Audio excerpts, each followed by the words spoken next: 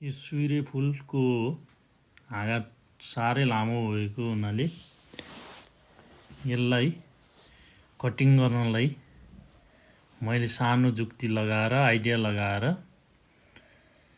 कलमी गर्ने कैँची यसरी टाँगोमा क्ल्याम्प मार्फत टाइट गरेर टाँगोमा क्ल्याम्प टाइट गरेर अर्थात् बान्न नि सकिन्छ बलियोसित बानेर पनि हुन्छ। मैले चाहिँ सानो क्ल्याम्प टाइट गरेको छु अर्थात् बेल्ट क्ल्याम्प टाइ भन्छ त्यो मार्फत बाँधेर टाँगोमा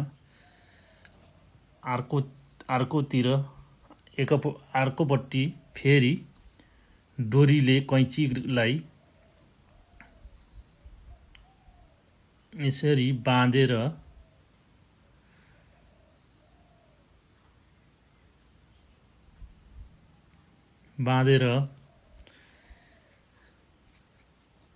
बलियो बाँधेर त्यसमा सानो एउटा आँखे किला अर्थात् 1 इन्ची 2 इन्ची किला भयो नि हुन्छ त्यसलाई बङ्ग्याएर त्यही टाँगोमा गाडेर डोरी त्यसमा घुसारेर छिराएर यसरी डोरी खिच्दाखेरि तान्दाखेरि यसरी फुलको हाँगा काट्नलाई निकै सजिलो हुने रहेछ। त्यही भएर मैले यसरी लामो लट्ठी अर्थात् टाँगमा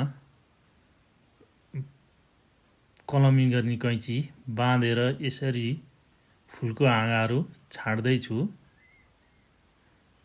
धेरै सजिलो हुँदो रहेछ। अग्लो ठाउँमा पनि यसले सजिलैसित काट्नलाई सकिने रहेछ। त्यसको साथसाथै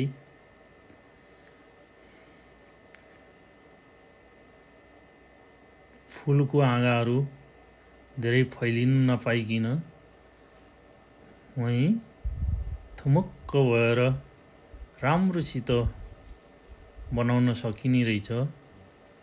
त्यही भएर मैले यसरी कैँची टाँगोमा प्रयोग गरेर काटेको छु। यो